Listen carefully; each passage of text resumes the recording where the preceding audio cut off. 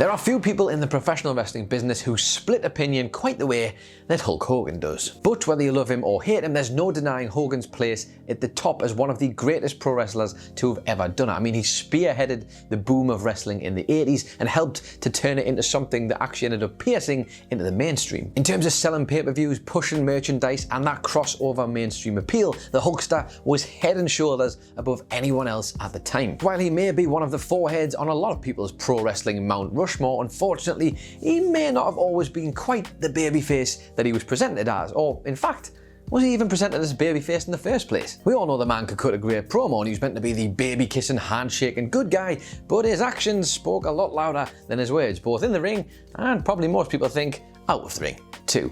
With that in mind, my name is Adam Nicholas, this is What Culture Wrestling, and these are 10 times Hulk Hogan was the worst babyface ever. Brother. Number 10. The sorest of sore losers. Survivor Series 1987. In the 5-on-5 main event of the first ever Survivor Series, Hulk Hogan was actually one of the 6 people eliminated from that match when he was counted out for brawling on the outside with King Kong Bundy. With the Hulkster eliminated and heading to the back, his teammate Bam Bam Bigelow would then go on to put away One Man Gang and King Kong Bundy, leaving Bam Bam and Andre the Giant remaining for either side. Andre would defeat Bam Bam, leaving him as the sole victor of the first ever Survivor Series. And while the heel Andre stood in the middle of the ring and took in the atmosphere in the arena, the Hulkster decided that he wasn't having any of this. No one was taking his spotlight, stormed down to the ring, belt in hand, because he was then WWF champion, and decided to force Andre to retreat back up the ramp. And it's just, he couldn't help himself, could he? Somebody else was in the spotlight, so he needed to be there. Yes, he was the babyface, but are these really the actions of a babyface? As Jesse the Body Ventura puts it, he should have taken his defeat like a man, but instead, he storms the ring with a belt and uses it as a weapon.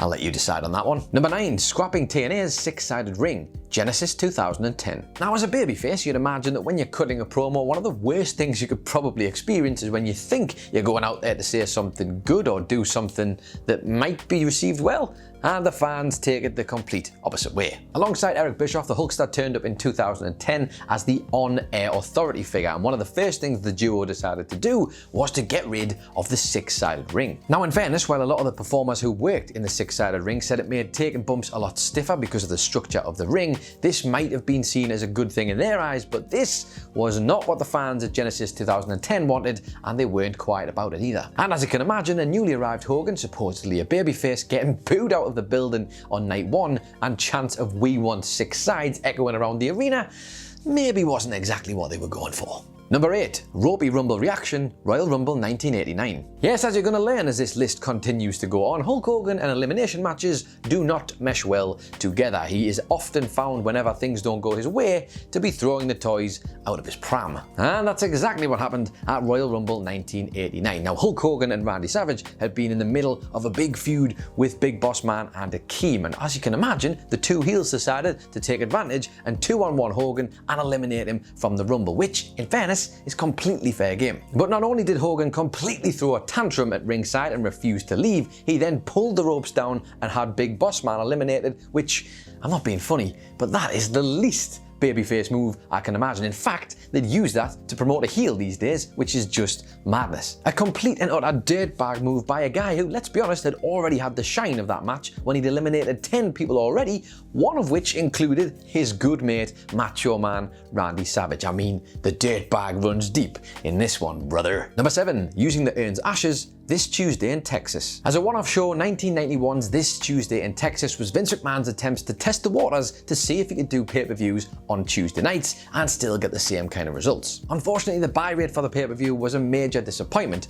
to Vince McMahon, and speaking of major disappointments, let's talk about the WWF Championship match that we had at that pay-per-view. Now, The Undertaker had recently defeated Hulk Hogan for the WWF Championship at that year's Survivor Series with the help of Ric Flair, who interfered and dropped Hogan with a chair shot because Hogan doesn't lose clean, brother, but ultimately this would lead to the rematch that took place at This Tuesday in Texas. And would you believe it, history would repeat itself as Flair would interfere in the match once again with a steel chair, only this time Hulk Hogan laid out Flair before taking The Undertaker's urn removing the ashes from it and throwing them in the Undertaker's eyes before rolling him up for the pinfall and getting the victory. At this point in time, I mean, this is the all-heroic Hulk Hogan, the complete and utter babyface of the company who should have been above using weapons to begin with. But not only that, he then throws the ashes of an urn into the face of the Undertaker to get the all-important W. Number 6, attempted murder, Halloween Havoc 1995. Now back in 1995's Halloween Havoc pay-per-view, Hulk Hogan was actually still 9 months away before his historic heel turn and joining the NWO, but still seemed to have,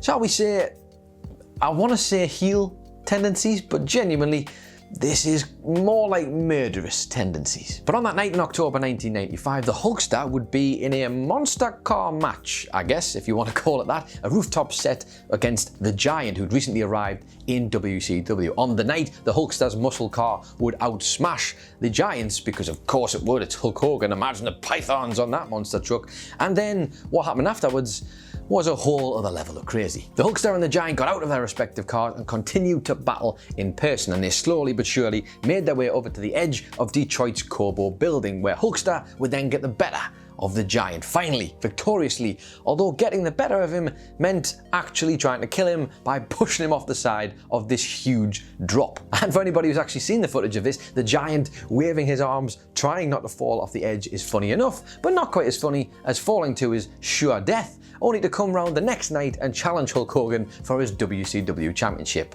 Wrestling. Number 5, stealing the Macho Man's spotlight, WrestleMania 4. Yes, unfortunately the only thing worse than Hulk Hogan in an elimination match is Hulk Hogan when he sees someone else trying to get the spotlight, and one of the people who suffered from this the worst was the Macho Man, Randy Savage. Now back in the formative years of WrestleMania, during the Hulkamania era, it was almost impossible for any other babyface to get any kind of traction during that time if your name wasn't Hulk Hogan. But the Macho Man, Randy Savage, had actually managed to do this going into WrestleMania 4, so much so that he would actually emerge from the championship tournament as the new WWF champion. Now obviously the right way to close this one off would have been the Macho Man and Miss Elizabeth having a wonderful moment, take all the pictures, and there you have it, these two immortalized forever. But what about the brother? Yes, of course, the Hulkster just could not help himself, and he turned up at ringside initially to stop Andre the Giant from interfering on Ted DiBiase's part, but then ultimately the Hulkster would end up hitting Ted DiBiase with a chair, which would then lead to the Macho Man doing the elbow drop and getting the win, and losing a bit of the shine, considering he probably could have just beat him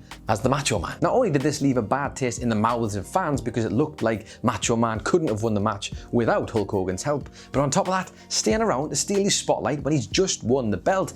God damn it, it's so easy to see why everybody flocked to heel Macho Man Randy Savage when that finally came around. Number 4, stealing the Macho Man's spotlight. Number 2, World War III, 1995. Now in the history books it will show you that Randy Savage won the first ever World War III match, and he became the WCW World Heavyweight Champion that very night. But if you were paying attention, you'll know that the closing moments of that show and WCW TV the following night were dominated by Hulk Hogan. With both Savage and Hogan being babyfaces at the time, the screwy finish where Hogan was falsely eliminated by the Giant ended up kind of helping him save a bit of face, while also letting the Macho Man win his first WCW Championship. And on a rare occasion, the Hulkster may have even had a point here, genuinely could have complained to the referee, no problem, because he wasn't technically eliminated from the 60-man elimination match, but it was just the way he did it. Whining and whinging like an entitled little brat, it completely stole the spotlight again from Randy Savage, who was finally having this crowning moment in WCW for the first time. You can forget about that because the Hulkster wants to whinge about his own personal problems. Those protests will continue on the following episode of WCW TV, and honestly, oh god, this man could give an aspirin a headache, couldn't he? Number 3, Hulk screwed Bret, WrestleMania 9. Having headlined the first 8 WrestleManias, just take that in for a second, 8 WrestleManias in a row. I mean, that is mad enough in itself. The fans were probably quite happy to see Hulk Hogan finally not in the main event of the show and in a mid-card tag match alongside Brutus the Barber Beefcake. And not only that, but he didn't even win the belt. With the main event of Bret Hart versus Yokozuna, Hart being the champion, defending against this new monster that he was having to overcome, and unfortunately, despite a valiant effort, it was just a numbers game that got the better of Hart at Caesar's Palace. But then we see Hulk Hogan coming out. Ever the opportunist, the man with the 24-inch pythons came down to the ring, got the okay from Bret Hart, who'd just been screwed out of the title by Mr. Fuji and Yokozuna, went into the ring and beat Yokozuna in just 22 seconds to become the WWF champion. God, This is modern day writing this. Oh, and just to add salt to the wound, Hulk Hogan, despite having agreed to drop the belt back to Bret at SummerSlam 1993, decided he didn't fancy that, and at his next televised appearance, dropped it back to Yokozuna and then left to go to WCW. What a guy. Number 2, Trials and Tribulations, the real life of Terry Bollea. Yes, I realise all of the other entries have been about Hulk Hogan, the character, but honestly, can we really get this far in the list without at least mentioning the guy who was playing the guy who has always been a bit of an arse, and how wrestlers tend to turn themselves up to 11. You see, it's fair to say that real-life Terry Bollea has had his fair share of controversies, and a lot of them have ended up spilling off into the wrestling world where we weren't able to avoid them. Despite a few things prior to this, let's start with the steroid trial in 1994. There, under oath with immunity from prosecution, Terry Bollea admitted that he'd been taking steroids since 1976. Apparently saying your prayers and eating your vitamins meant something different altogether. This wasn't exactly a great look for the poster boy of pro wrestling at the time, but in a weird roundabout way, this did also help Vince McMahon's case in the long run, because he said that Vince had never forced anybody to do it. So that's not a silver lining at all, that's just another fact that I'm giving you. Then we fast forward to 2012 and things took another twist and turn for the Hulkster in quite a spectacular fashion, as a sex tape of his was released where he was actually making love to Bubba the Love Sponge's wife, which was a whole other thing enwrapped in itself, but that, incredibly, wouldn't be the biggest drama to come out of all of this. The footage of this tape saw Hulk Hogan using racial slurs and then moving on to using racial language, and ultimately the whole thing even had Hogan himself saying he was probably a racist to a point. All of this saw Hogan shamed out of WWE and completely erased out of their history books, and on top of that, the bizarre court case that would follow up from the sex tape shenanigans would also reveal that apparently Hulk Hogan has a 10-inch penis, but Terry Bollea does not.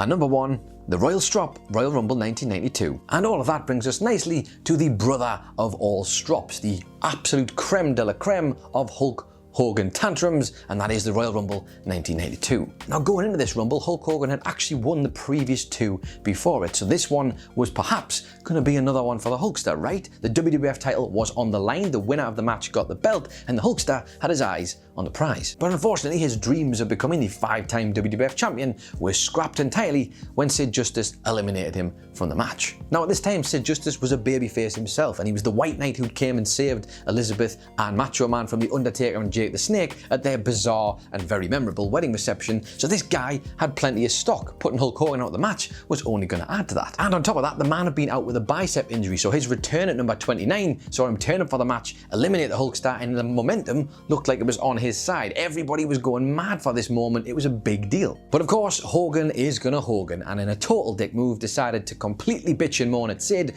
grabbed his hand before Ric Flair would then eliminate Sid with the assistance of Hogan, I guess you'd want to call it, and ultimately completely took away Sid's momentum and denied him of winning the WWF Championship. God damn it, he really is the worst babyface ever, isn't he? So there you have it, those are 10 times that Hulk Hogan was indeed the worst babyface ever. But let us know all your thoughts and maybe some other suggestions in the comments down below. Don't forget to like and share. Hit the old subscribe button if you haven't already. You can find the original article for this at whatculture.com/WWE. That's by Andrew Pollard. Give that a read. You can find What Culture on Twitter at WhatCultureWWE. You can find me on Twitter, if that is indeed your thing, at It's Adam Nicholas. Or if you just want some more videos, there should be some just over here. I've been Adam Nicholas, this has been What Culture Wrestling, and I'll see you next time, brother.